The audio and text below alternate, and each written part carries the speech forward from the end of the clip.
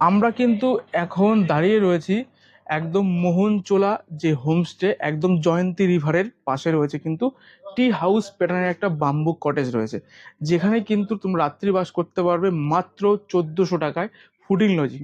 Short ভিডিওর মাধ্যমে তোমার সাথে রুম টু শেয়ার করে দিই, বাকি ডেডিকেট ভিডিওতে তোমরা কিন্তু সমস্ত ইনফরমেশন পেয়ে যাবে। যদি বলি, এই রয়েছে কিন্তু একটা কিং সাইজের বেড, যেখানে মিনিমাম দুজন ম্যাক্সিমাম তিনজন থাকতে পারবে, টাওয়াল, সাবান, শ্যাম্পু সব কিছু রয়েছে। আর যদি বলি বাঁশ আর মুড়ি বাঁশের বেড়া দিয়ে কিন্তু তৈরি রয়েছে এই কটেজটা। আর যদি বলি, দেওয়ালে গায়ে কিন্তু হরিণ, গাছ, হাতি সমস্ত ধরনের ছবি কিন্তু আঁকা রয়েছে। তবে খুবই সুন্দর কিন্তু রয়েছে এই কটেজটা।